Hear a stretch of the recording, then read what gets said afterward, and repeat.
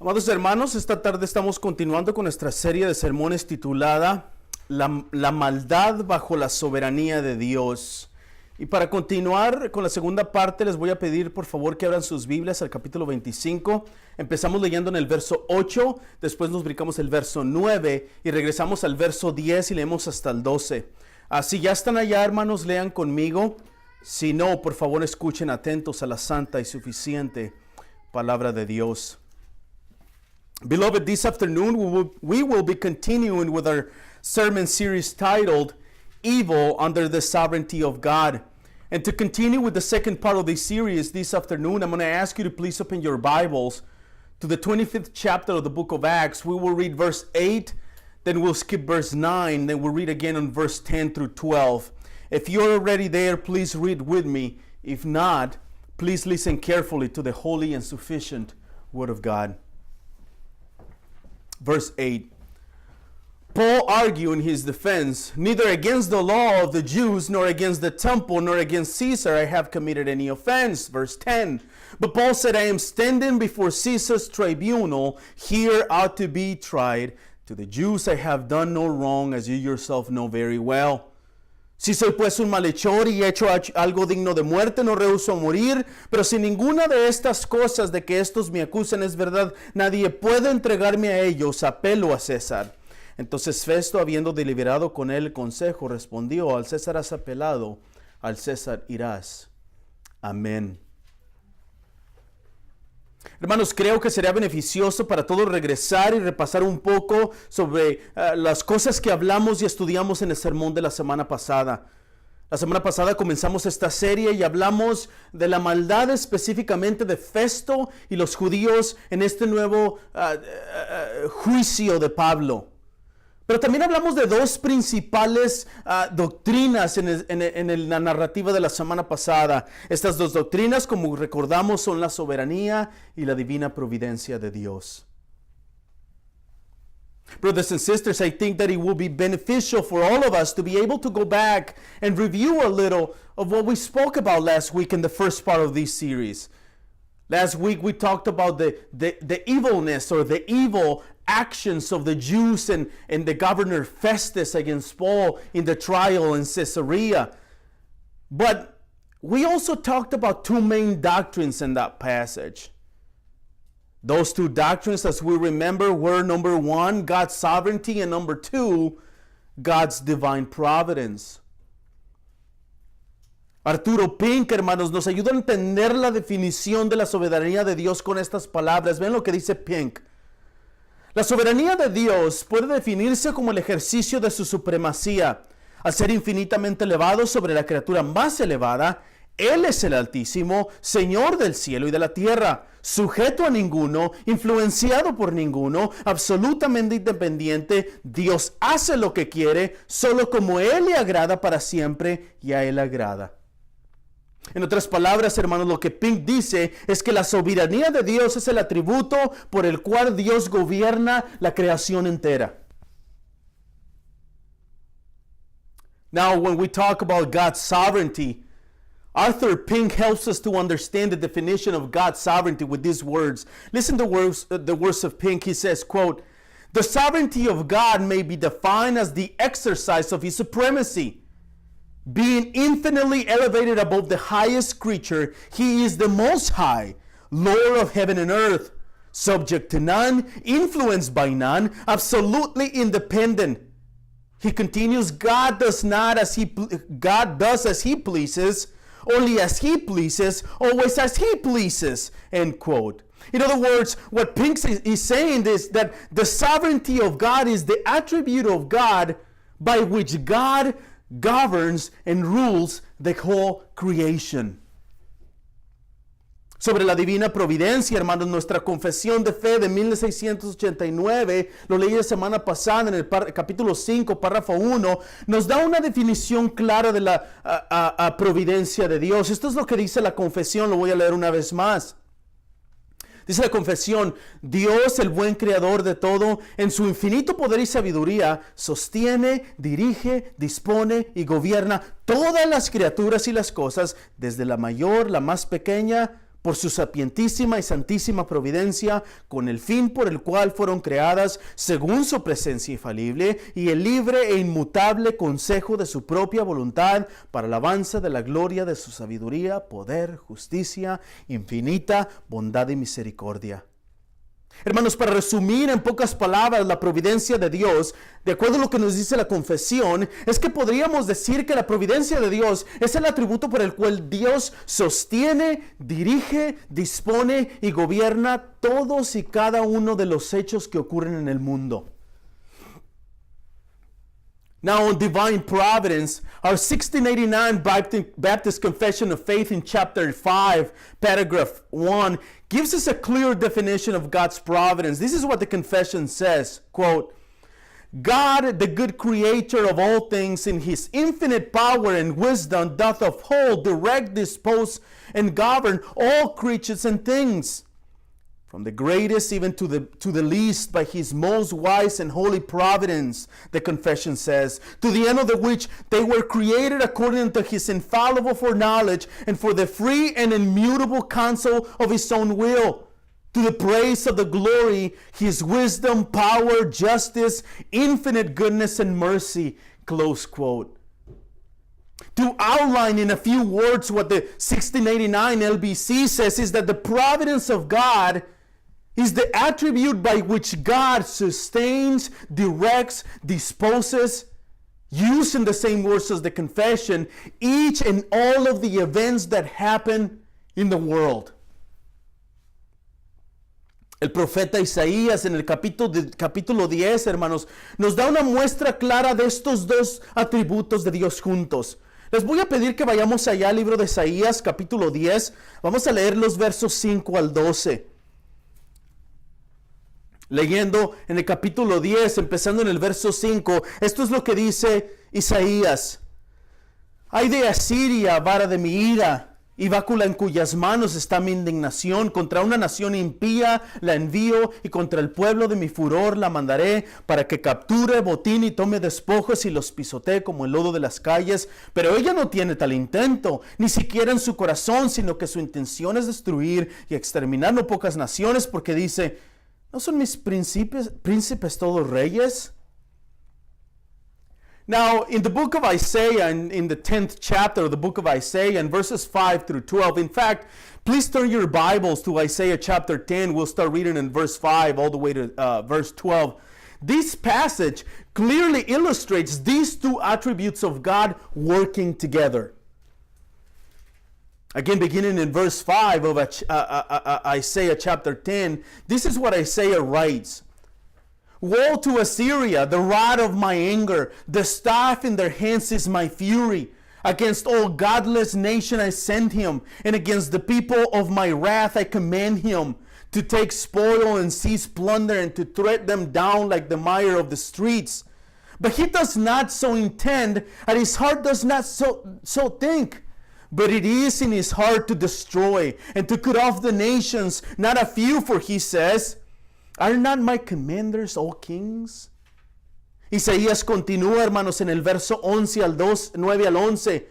¿No es Calno como Carquemis, o no es Amad como Arfad? ¿No es Samaria como Damasco?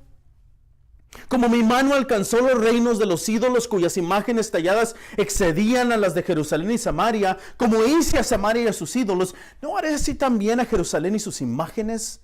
Vean lo que dice el verso 12. Y sucederá que cuando el Señor haya terminado toda su obra en el monte de Sión y en Jerusalén dirá, castigaré el fruto del corazón orgulloso del rey de Asiria y la ostentación de su arrogancia. Now Isaiah continues in verse 10. As my hand has reached to the kingdoms of the idols, who carved images were greater than those of Jerusalem and Samaria, shall I not do to Jerusalem and her idols as I have done to Samaria and her images? But listen to verse 12. When the Lord has finished all his work on Mount Zion and on Jerusalem, he will punish the speech of the arrogant heart of the king of Assyria and the boastful look in his eyes. Amados, este pasaje de Isaías 10 en su contexto general habla de dos cosas. Número uno, habla de Dios castigando a Judá específicamente. Específicamente, una vez más, los castigará porque se han apartado de Dios y porque han pecado contra Él.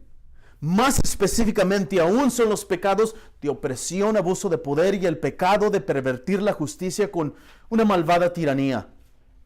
El segundo punto que trata este pasaje del capítulo 10, una vez más, en contexto, es dando poder, o en otras palabras, levantando a Siria, comisionándole para que vaya e invada a Judá, y de esa forma Dios castigará a los judíos por sus pecados.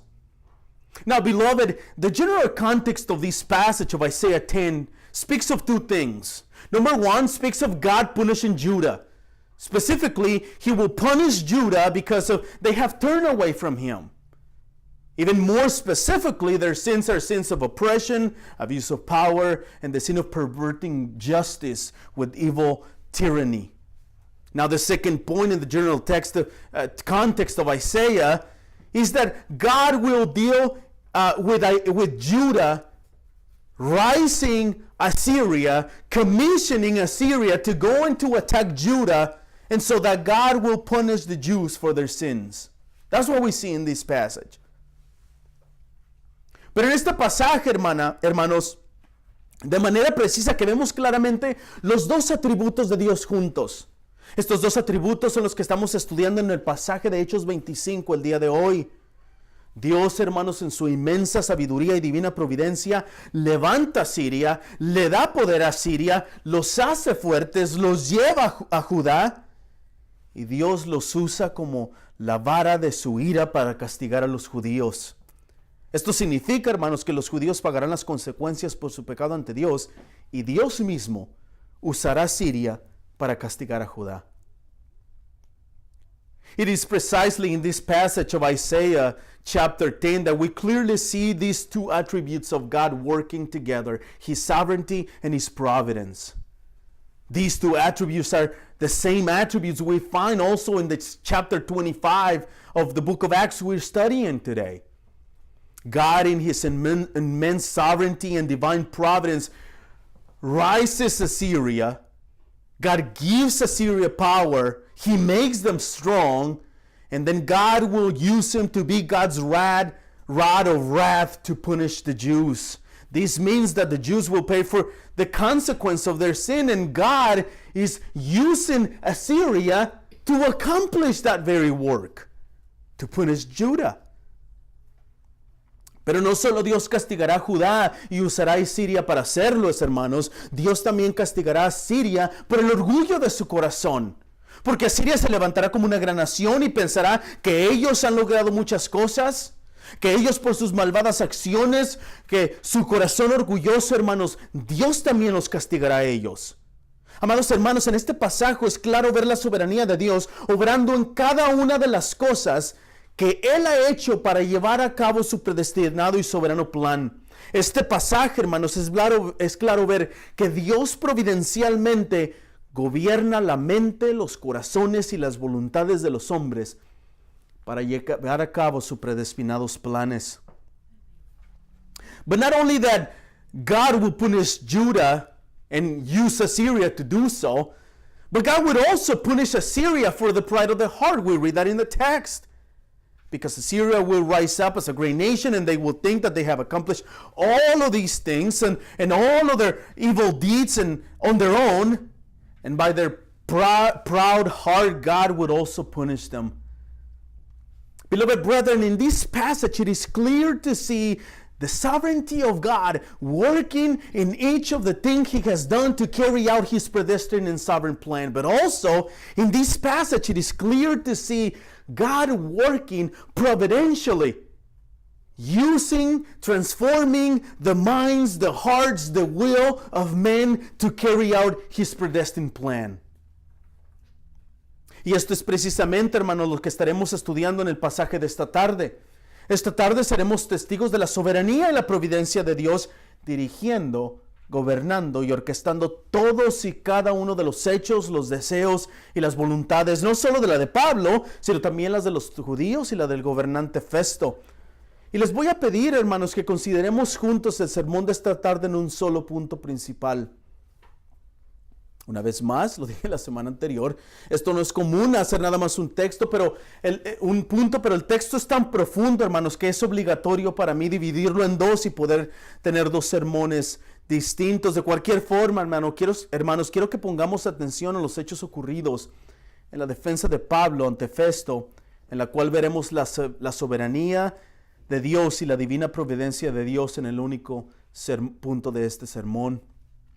And this is precisely what we'll be studying in this afternoon's passage.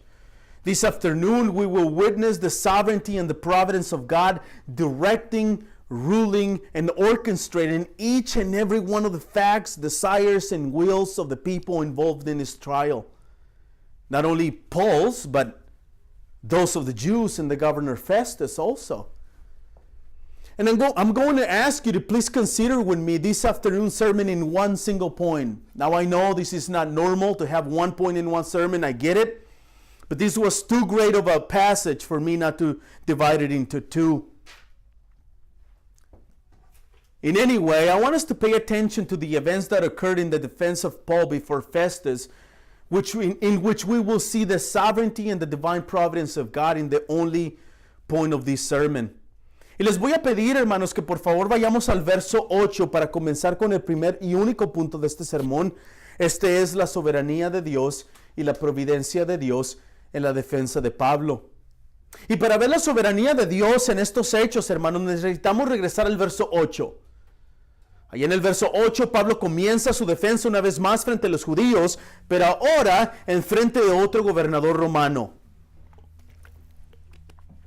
Este verso es la comprobación en los labios de Pablo de las palabras de Lucas en el verso 7, en el verso anterior. Aquí en el verso 7, Lucas nos dice que no podían probar ninguna de sus acusaciones. Aquí en el verso 8, Pablo hace claramente saber a Festo que él es libre de 3 acusaciones. Estas acusaciones son en un sentido general, por así decirlo. I'm going to ask you to please turn your eyes to verse 8 and to begin with the first and the only point of this sermon. And again, in order for us to see God's sovereignty and providence in context, in verse 8, Paul begins his defense once again before the Jews, but now he does it in front of a different Roman government. This is Festus. The previous guy was Felix. And this verse 8 is the confirmation of Paul's words about what Luke told us in the previous verse 7 last week. There in verse 7, Luke tells us that they, meaning the Jews, could not prove any of their accusations against Paul. Here in verse 8, Paul clearly tells Festus that he is free from the accusations. Now, these accusations were written by Luke in a general sense in verse 7. Obviamente, hermanos, me refiero a cargos en sentido general, porque Lucas no especifica cuáles fueron los cargos con que le acusaban, aunque lo sabemos de antemano. Pero Lucas en el verso 8, en el 7, solamente nos dice que eran delitos graves o graves cargos.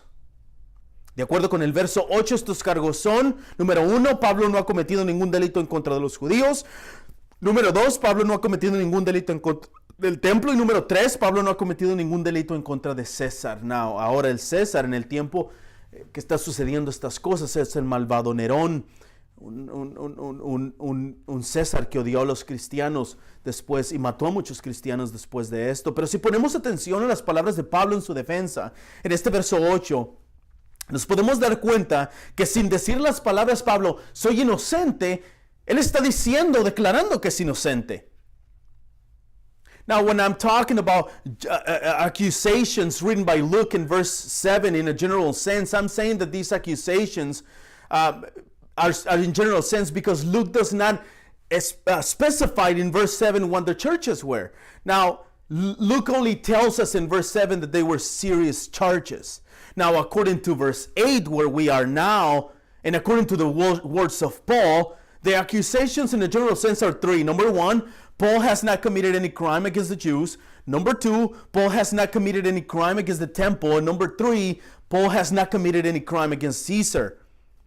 But if we pay attention to the words of Paul in his defense in verse 8, we can realize without saying the words, I am innocent, Paul is declaring in verse 8 that he is innocent.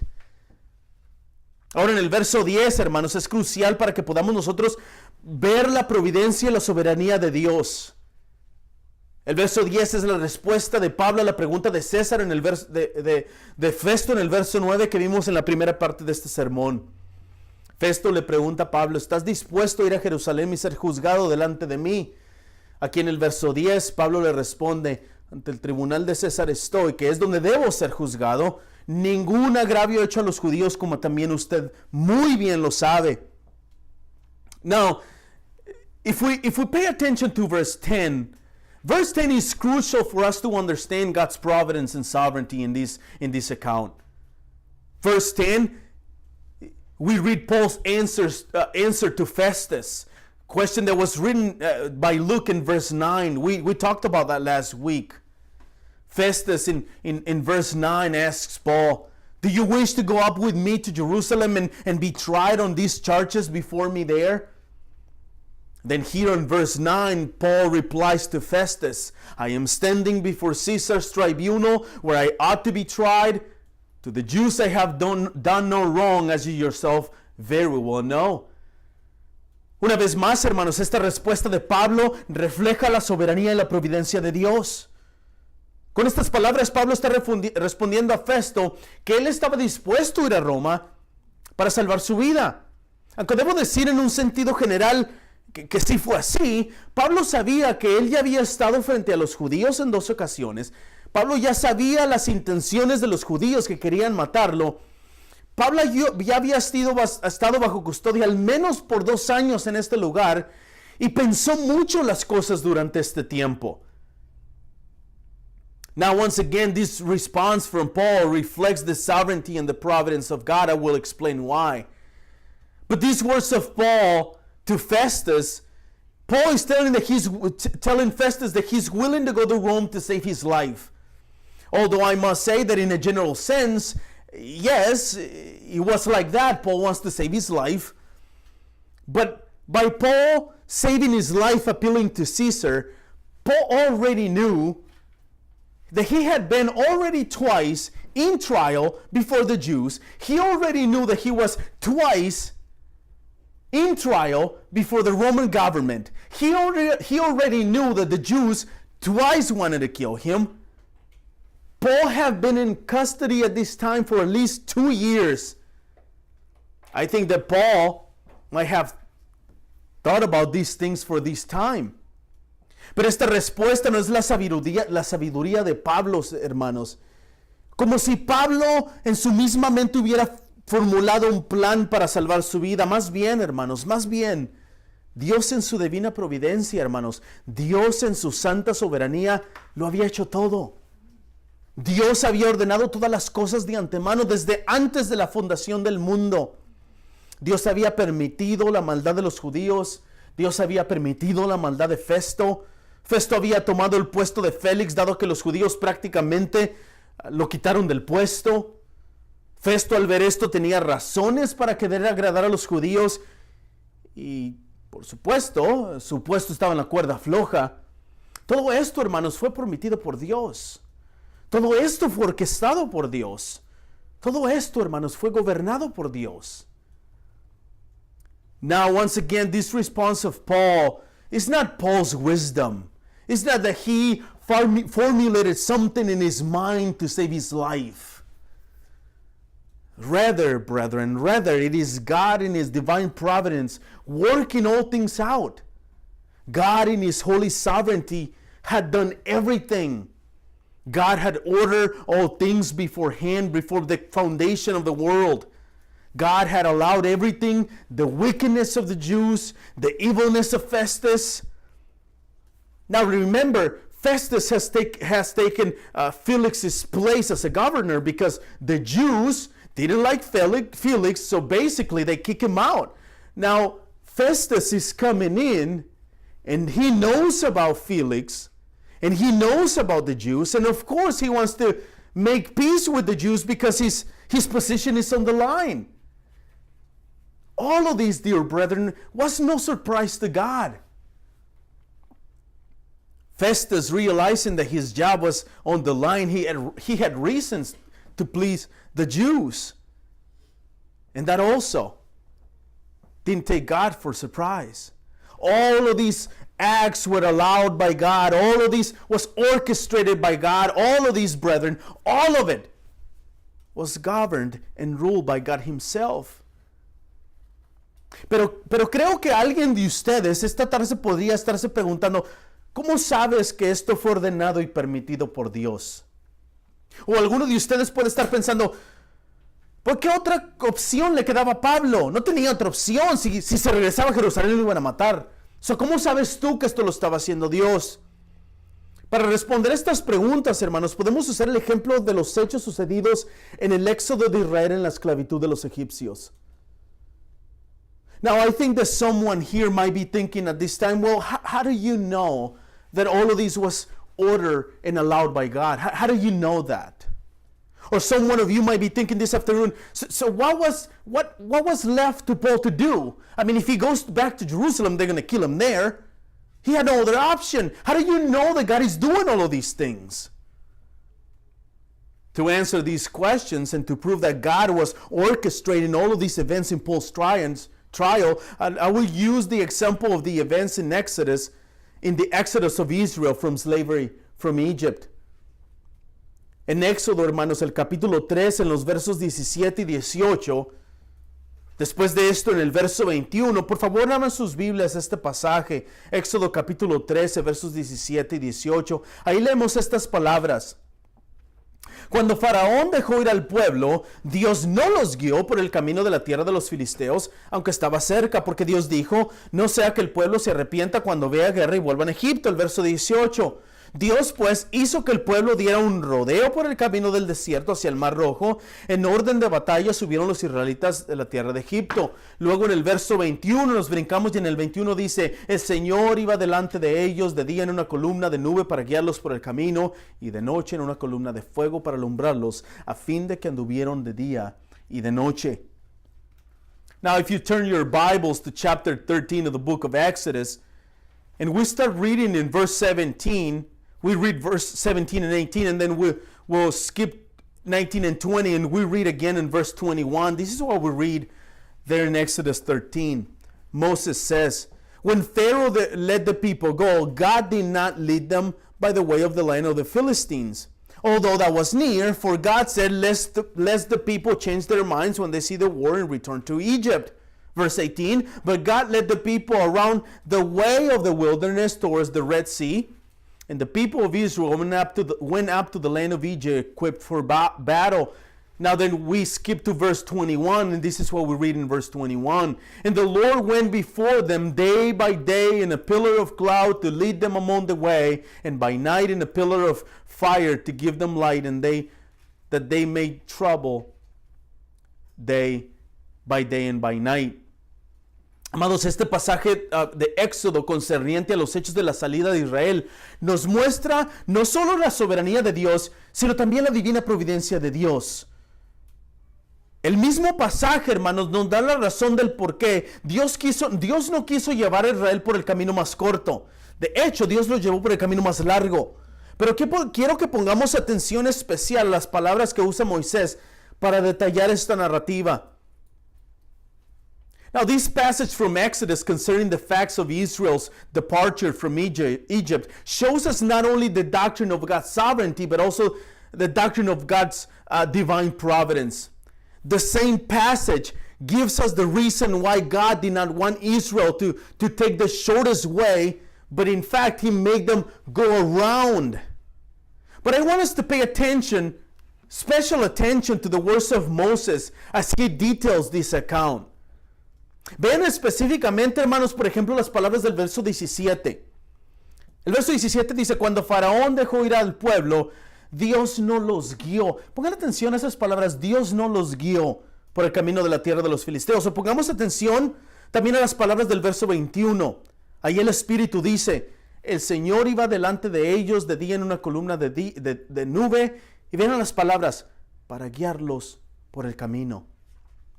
En estos dos versos, hermanos, la intención clara de Moisés es hacernos saber que es Dios quien está haciendo todos estos hechos. Estas son obras divinas, hermanos, obras de Dios. Esto es el plan de Dios. Todo es soberanamente ordenado y providencialmente orquestado por el bondadoso Dios para Israel. Now, pay attention specifically, for example, the words of verse 17 in Exodus 13. This is what we read there. When Pharaoh let the people go, and listen to these words of Moses, God did not lead them by the way of the land of the Philistines. Or pay attention also to the words of verse 21. This is what the Spirit says there. The Lord went before them by day in a pillar of cloud, and listen to these words, to lead them along the way. Brethren, in these two verses, it is clear to see the intentions of Moses to let us know that it is God who is doing all of these actions.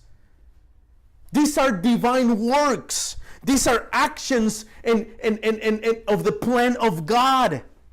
Everything in this text is sovereignly ordained and providentially orchestrated by the good and gracious God for the benefit of Israel. Pero existe aún otra razón, hermanos, por la que Dios está llevando, o como dice el texto mismo, guiando a Israel por este rumbo. Y estas palabras se encuentran escritas en Éxodo 3:12. Ahí en Éxodo 3:12 leemos estas palabras. Ciertamente yo estaré contigo, le respondió el Señor. Y la señal que te di, la señal para ti de que yo soy el que te ha enviado será esto. Cuando hayas sacado al pueblo de Egipto, ustedes adorarán a Dios en este monte. Esas últimas palabras, hermanos, de Éxodo 3:12, la referencia a este monte al final en el verso 12, es una referencia al monte Sinaí. El monte donde Dios dio la ley a Israel. En otras palabras, este plan soberano de Dios, hermanos, estaba ya ordenado desde antes de la fundación del mundo. Dios aquí en el capítulo 3 de Éxodo ya estaba dando una idea futura de lo que iba a hacer y cómo lo iba a hacer. No solo que este plan es eterno, hermanos, y soberanamente predestinado, sino también estuvo providencialmente orquestado por Dios mismo. Las palabras de los versos 17 al 21 en el capítulo 13 que acabamos de leer nos dejan ver esto claramente. Fue Dios, hermanos, quien los guió por ese camino, y Dios quien iba delante de ellos guiándolos con la columna de día y de noche. De otra forma, Éxodo 3:12 no hubiera funcionado, no hubieran llegado al monte Sinaí. Now, there is another reason why God is guiding, or as Moses says, leading Israel in another direction. That reason is written in Exodus chapter 3 in verse 12. Listen to the words of Exodus 3:12. We read, He said, meaning God, but I will be with you, and this shall be the sign for you that I have sent you when you have brought the people out of Egypt. Listen to these words. You shall serve God on this mountain. Now, these last words of Exodus 3, verse 12, the reference to this mountain in this passage are a reference to Mount Sinai. Now, you remember what happened in Sinai. This is the same mountain where God gave Israel His holy law. In other words, this sovereign plan of God was already ordained before the foundation of the world. God here in chapter 3 was already giving Israel a future idea or what he was going to do. And not only that, but how was he going to do it. Dear brethren, not only that this plan was eternal and sovereignly predestined by God, but it was also providentially orchestrated by God Himself. The verses 17, 18, and 21 of chapter 13 clearly let us see this. It was God who guided them along His path with the cloud. Think about this for a second. God is telling Israel, I will see you in the mountain in chapter 3. And then in chapter 13, God is leading them by the way. What would have happened if they would have gone a different way? They would never made it to the mountain. And oops, God was wrong in chapter 3. But guess what? No, it is not the case. Pero si existe todavía alguna duda, hermanos, sobre la soberanía y la providencia de Dios, si hay un teólogo que nos enseña acerca de la soberanía de Dios y providencia de Dios, es Juan Calvino. Y él nos ayuda a entender aún mejor las palabras de Moisés. Ahora este pasaje es un poco largo, esta cita, pero creo que nos ayudará de gran manera, hermanos, a entender el pasaje de Éxodo. Vean lo que dice Calvino. Y dice, Moisés aquí asigna la razón por la que Dios no guió de inmediato a su pueblo por el camino más directo hacia la tierra de Canaán, lo que le habría resultado tan fácil, pero preferiría llevarlos a través del desierto por un camino largo y difícil, un viaje peligroso, para no ser que si hubieran encontrado enemigos contra los que tendrían que luchar, un medio de retorno listo los hubiera alentado a regresar a Egipto. Sabemos cuán grande fue la supinación o la apatía o la negligencia de Israel y la cobardía de esta gente. Tan pronto como se presentaba alguna dificultad, tan pronto se rebelaban en contra de Dios. Entonces sabemos que cualquier deseo de retorno debería arrasar sus corazones. Dios estaba dispuesto a establecer una barrera detrás de ellos en la dificultad del viaje. En otras palabras, Calvino entiende que es Dios quien está haciendo las cosas. Now, if there is any still doubt about the sovereignty and providence of God in this passage, if there's a theologian who knows about God's sovereignty and providence, that is John Calvin. And Calvin helps us in his commentary to understand the words of Moses in this text. Now, this quote is a little bit long, but I think that it would help us greatly to understand this passage. Hear the words of Calvin. This is what he says. He says, quote, Moses here assigns the reason why God did not immediately lead his people by the more direct way into the land of Canaan, which would have been just as easy to him, but preferred to bring them round through the desert by a long and difficult, dangerous journey, lest if perhaps they had met with enemies to contend against, a ready means of return would have encouraged them to go back into Egypt. We know how great was the supiness or the apathy or negligence of Israel and cowardice of these people as soon as any difficulty presented itself, and how quick they were to revolt from God. Then any desire of return should steal over their hearts. God was willing to set up a barrier behind them in the difficulty of the journey.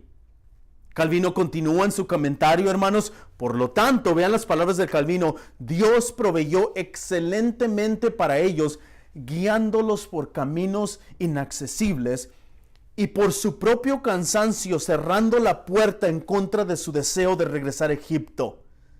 Mientras que él luego gradualmente restauró su confianza antes de que vinieran a pelear y tuvieran que sostener los ataques de sus enemigos. Admito, dice Calvino, de hecho que Dios podría haber evitado todos estos males, pero como a menudo acostumbra tratar a su pueblo según los principios humanos, Dios optó por adoptar el método más adecuado para su debilidad. Moisés ahora encomienda este admirable diseño para que podamos saber que Él, Dios, no omitió nada, lo cual fue para la seguridad y la ventaja de su pueblo. Por esto, cuando Moisés dijo, Dios dijo, se refiere a su providencia. Tanto como para decir que el pasaje es más fácil y más ordinario, no fue rechazado sin intención, sino que debido a que Dios sabía que era más conveniente, por lo tanto, prevenía la tentación. Amados, creo que Calvino nos ayuda a ver claramente en este comentario del pasaje de Éxodo 13 que Dios soberana y providencialmente fue quien a través de medios humanos usados por él mismo llevó a cabo su predestinado plan. Creo que es lo mismo en Hechos 25 lo que estamos viendo.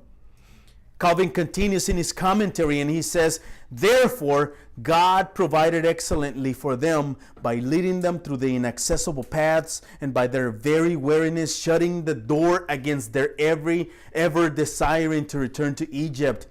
Pay attention to the words of Calvin. While afterwards he gradually restored their confidence before they came to fight and had to sustain in the attacks of their enemies. Calvin says, I admit indeed that God might have otherwise obviated all these evils, but since he often wants to deal with his people on human principles, he chose to adopt the method which was most suited for their weakness. Moses now commands these his admirable design in order that we may know that nothing was submitted by him, meaning God, which was for the safety and advantage of his people. For this God said, as Moses said, which he mentions, refers to God's providence. As much to say that the easier and more ordinary passage was not undesirably rejected, but that because God knew it to be more expedient, he thus advisedly obviated temptation.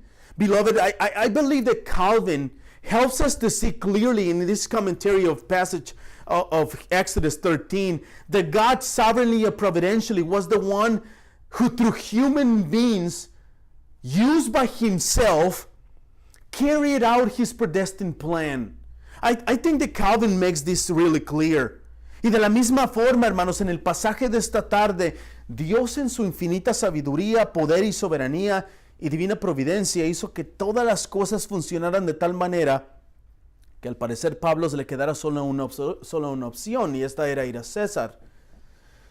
Pero no es que Pablo nada más haya tenido esa opción, hermanos, o que Pablo es tan inteligente que sabía el juicio de que estaba entre los judíos y lo matarían. Aunque debo de decir, hermanos, que estas son razones para que Pablo optara a pelar hacia esa son verdad.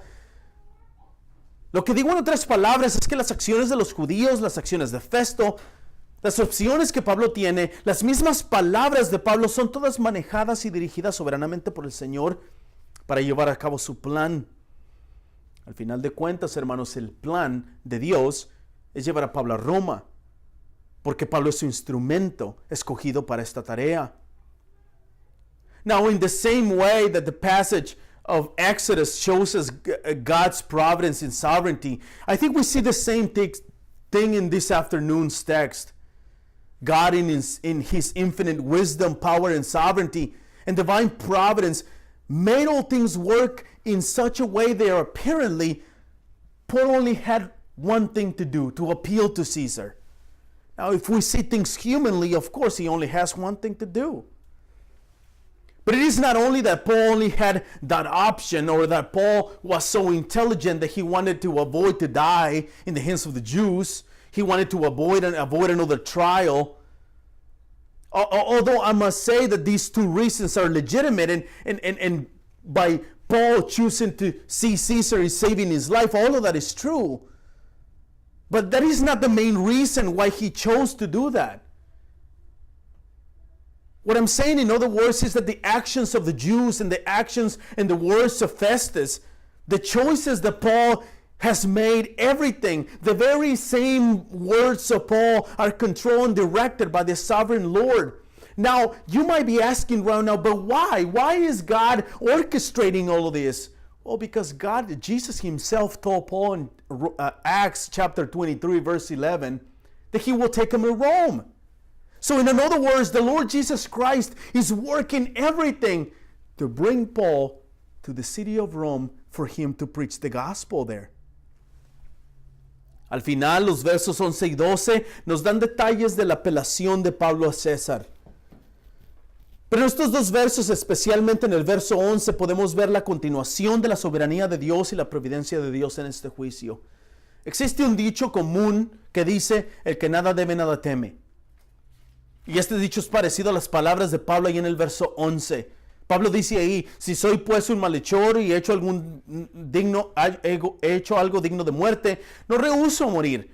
Pero si ninguna de esas cosas en que me acusen es verdad, nadie puede entregarme a ellos. Apelo a César.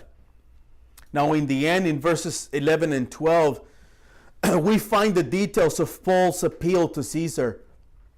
But in these two verses, especially in verse 11, we can see the continuation once again of God's sovereignty and providence in this trial. Now there is a common Mexican saying. This saying basically says, who owes nothing fears nothing. That is very similar to the words of Paul here in verse 11. Paul says there in verse 11, if then I am a wrongdoer and have committed anything for which I deserve to die, I do not seek to escape death. But if there's nothing to their charges against me, no one can give me up to them. I appeal to Caesar, says Paul. Este pasaje, hermanos, este pasaje nos deja ver una vez más que Pablo ya ha defendido, Pablo ya ha demostrado, Pablo ya ha comprobado, Pablo ya ha refutado que las acusaciones de los judíos son una mentira, son falsas. Pablo aquí reconoce y aún toma responsabilidad con sus mismas palabras. Si soy pues un malhechor y he hecho algo digno de muerte, no rehúso a morir. Es como si Pablo estuviera diciendo, si los judíos pueden comprobar que todo lo que me acusan y tú, Festo, encuentras que soy culpable de estos cargos, entonces si merezco la muerte, así que sea. Allí en el mismo verso 11 es como si Pablo estuviera diciendo, pero, por la razón de que no pueden comprobar ninguna de las cosas de que me acusan, entonces nadie puede juzgarme. Nadie puede entregarme de las manos de los judíos. Nadie puede llevarme a Jerusalén a ser juzgado en ese lugar. Apelo a César. Now once again, this passage in verse 11 and 12, let us see that Paul has already defended, proven, and refuted that the accusations of the Jews are false. Paul here recognizes and even takes responsibility with the words, if then I am a wrongdoer and have committed anything for which I deserve to die, let it be. It is as if Paul were saying there in verse 11, Festus, if the Jews can prove everything they accuse me of, and you find me guilty of these charges, then I will not escape death for the punishment I deserve. It's like Paul was saying there in verse 11, but for the reason that they cannot prove any of the things they're accusing me of, then nobody can judge me. Nobody can place me into their hands. Nobody can take me to Jerusalem to be on trial there. And then he says at the end of verse 11, I appeal to Caesar. Ahora, hermanos, debemos de tomar varias cosas en mente sobre este verso 11 que nos ayudan a entender mejor en contexto histórico las palabras de Pablo. Los gobernadores de las provincias romanas en este tiempo, como lo es Festo, tenían el derecho otorgado por el mismo gobierno romano de ejercer los supremos juicios sobre estas provincias. Esto es precisamente lo que se está llevando a cabo en este juicio. Festo está ejerciendo su poder para solucionar este problema y dejar en libertad o aún condenar a Pablo si es encontrado culpable. Pero, aunque los gobernadores de estas provincias tenían este derecho y este poder, no se podía, hermanos, por ningún motivo quitar el derecho a un ciudadano romano si él decidía apelar a César, si este era su deseo. No solamente esto, sino que las acusaciones en contra de Pablo son acusaciones de vida o muerte. Él mismo lo dice en el verso 11, por lo tanto, este caso se hace aún más importante. Now, we must have several things in mind of this verse 11 that would help us to better understand the words of Paul in its historical context. The Roman governors at this time of different provinces, they had the power granted by the same power of Rome to exercise supreme judgments on their provinces. This is precisely what is taking place in this trial. Festus is sitting in his chair, exercising his power. He has the power to solve the problem. He has the power to either condemn or let Paul be free. Of course, if he's found guilty. But although the governors of this time could exercise this power in the provinces, it was not possible for, under any circumstance, to take away the right of a Roman citizen if his desire was to appeal to Caesar. And this is exactly what happens. Not only that they couldn't take that away from a Roman citizen, but the accusations against Paul are accusations involving life and death. Verse 11 tells us that. So that makes this case even more important. Estas acusaciones, hermanos, a ser tan serias, deberían llevarse a cabo en una corte más alta. No solo, una vez más, el Señor lleva a Pablo a predicar su nombre a Roma. Por lo tanto, ir a Jerusalén con las intenciones de los judíos de matarlo no tiene sentido. La forma más rápida y segura para llegar a Pablo es apelar a César. Pero recordemos, hermanos, que todo esto está dentro de la soberanía y la providencia de Dios. Y esto es precisamente lo que hace Pablo. Pablo prácticamente quitó el caso de las manos de Festo dándose cuenta que quería ganar un favor a los judíos, y apeló a una corte suprema, una corte más importante, una corte más alta. Again, these accusations, being so serious as they are, should be carried out in a higher court. Not only this, but once again, the Lord himself is the one bringing Paul to Rome, as I said before, and as we read in Acts 23:11. Therefore, going to Jerusalem with the intentions of the Jews to kill Paul makes no sense. The fastest and the safest way for Paul to go to Rome is to appeal to Caesar. But let us remember, dear brethren, that this situation is still within the sovereignty and providence of God. This is what Paul does. Paul practically is taking the case out of the hands of Festus. Now he's realizing that they wanted to kill him in Jerusalem, and he's taking the case to a Supreme Court, to a more important and higher court, which is in the city of Rome before Nero. En el verso 12, Lucas nos dice entonces, Festo habiendo deliberado con el consejo, respondió a Pablo estas palabras: al César has apelado, al César irás. Lucas no nos dice nada sobre la reacción de Festo a la apelación de Pablo. Lucas solamente nos dice que Festo, después de haber terminado con el consejo, no tuvo otra opción que sujetarse a respetar la apelación de Pablo. At the very end, in verse 12, Luke tells us that then Festus, when he had conferred with his council, answered to Paul these words: to Caesar you have appealed, to Caesar you shall go. Now Luke does not tell us anything about Festus's reaction to Paul's appeal to Caesar. We don't read that in the text. Luke only tells us that Festus, after having determined with the council, he had no other option but to hold respect to Paul's appeal to Caesar. Este consejo que leemos aquí en el verso 12, hermanos, era un grupo de hombres que habían sido escogidos por el gobernador mismo como sus consejeros.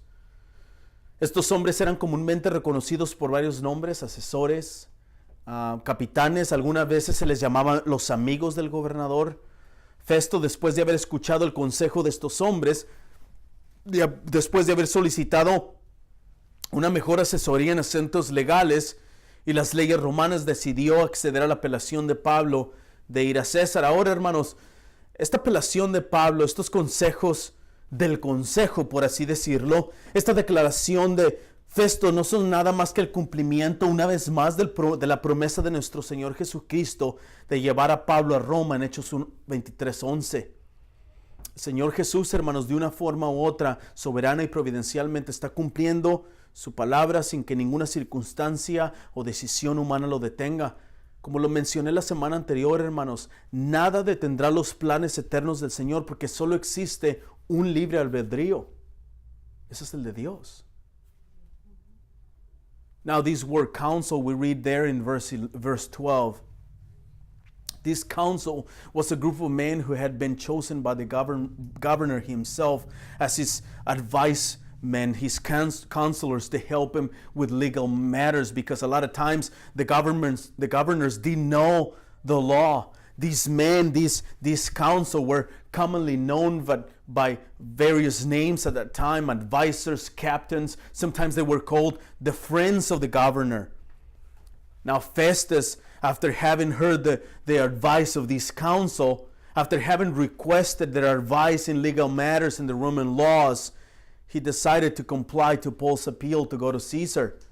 Now, this appeal from Paul, this advice of Festus's counsel, this declaration of Festus complying to send Paul to Caesar, are nothing more than the fulfillment of the promise of the Lord Jesus Christ to Paul that he will take him to Rome, as we already mentioned in Acts 23:11.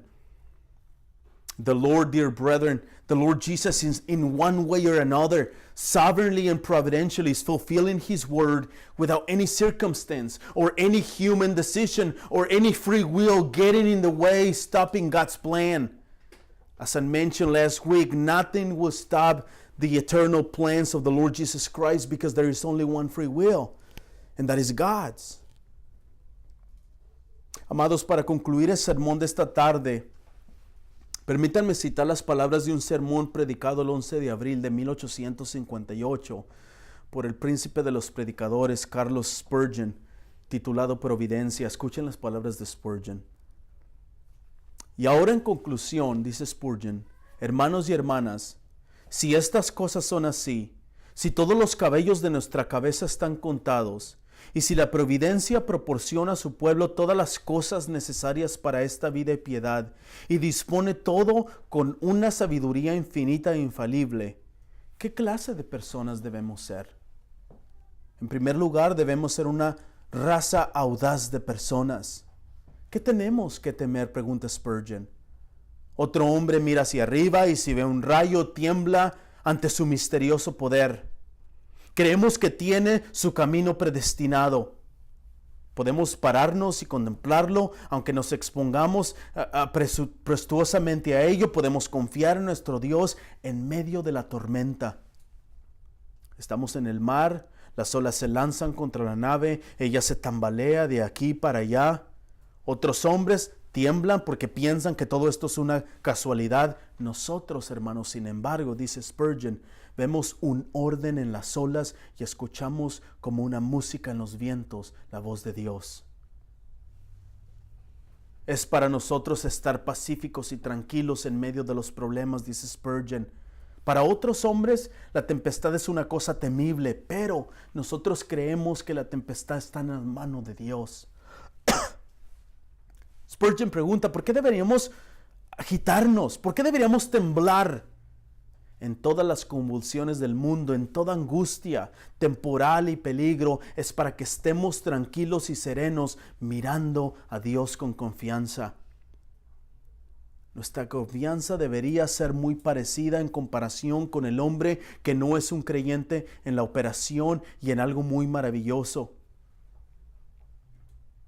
En eso, mientras que el campesino ignorante que nunca ha visto algo tan maravilloso está alarmado y temeroso de ver un rayo, incluso piensa que los espíritus malignos están trabajando. Debemos decir, dejemos que otros digan lo que quieran. Sé que Dios está aquí y que soy su hijo y que todo está trabajando para mi bien, por lo tanto no temeré, dice Spurgeon. Por tanto no temeremos aunque la tierra sufra cambios y aunque los montes se deslicen a fondo de los mares, citando el Salmo 46, dice Spurgeon. Amados hermanos, esta tarde permítanme exhortarlos, permítanme consolarlos, permítanme recordarles que Dios es soberano y Él está en control de todas las cosas. Déjenme exhortarles a que confíen en aquel que hace lo que quiere hacer, el que obra todas las cosas para su gloria y para su bien, hermanos.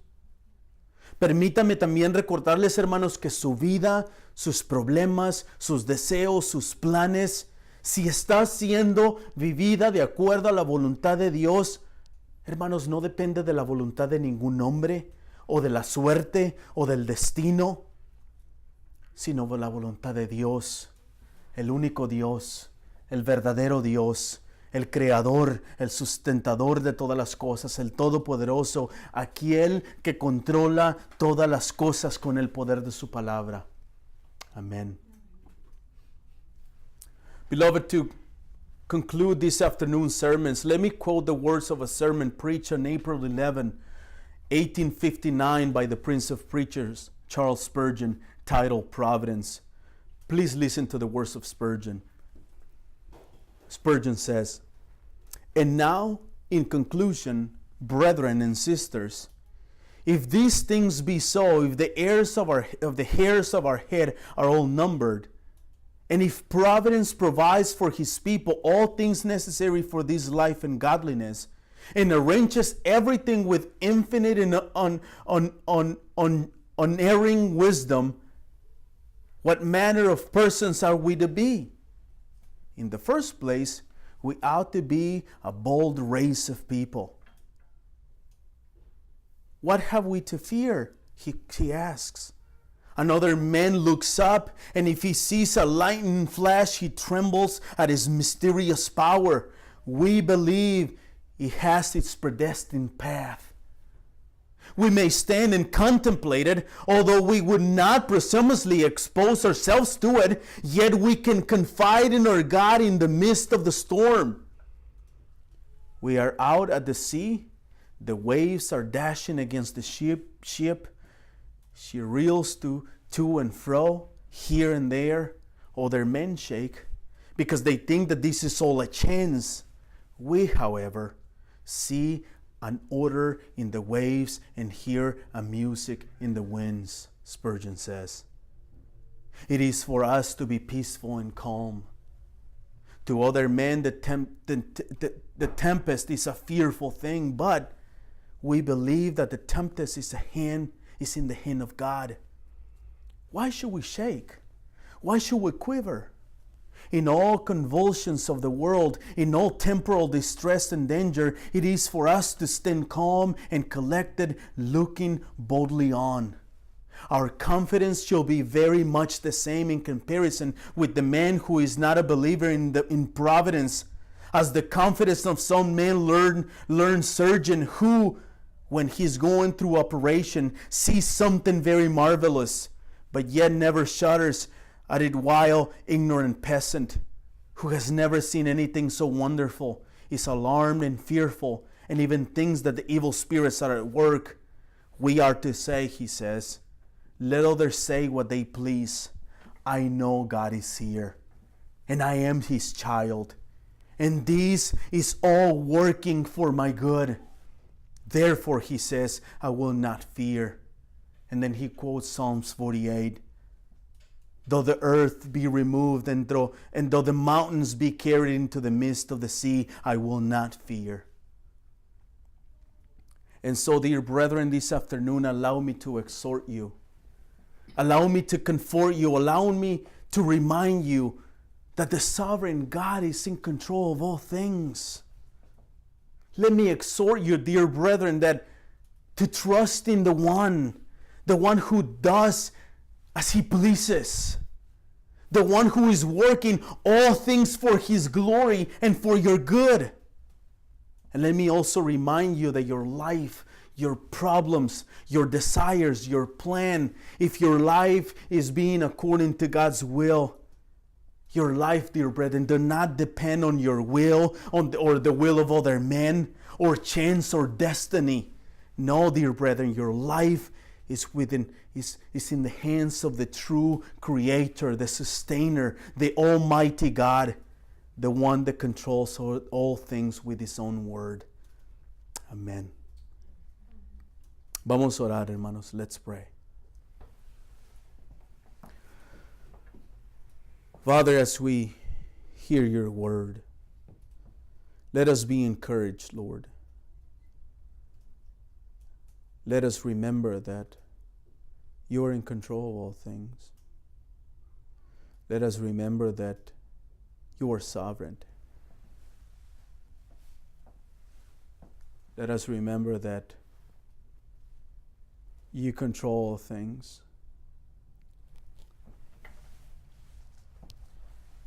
Father, help us to remember that everything that is happening in our lives and everything that will happen in our lives is for your glory and for our own good. So help us to trust you. Help us to know that you are sovereign. Because, Father, ultimately we understand that in our minds. But Holy Spirit, help us to understand that in our spirit. That we would know that you are sovereign. That just as you took Paul all the way to Rome to preach the word, you will take us all the way to our heavenly house, to the heavenly place, the New Jerusalem. Te ruego, Señor, en el nombre de Cristo, que nos ayudes a entender, Señor, que todo lo que sucede en nuestras vidas no es por suerte, ni circunstancia, ni destino, sino es tu plan, obrando soberanamente para tu gloria y para el bien de nuestras vidas. Espíritu Santo, ilumina la soberanía y la providencia de Dios en nuestras almas, en nuestros espíritus. Y ayúdanos a confiar en el Señor en todo tiempo. En el nombre de Jesús rogamos. Amén.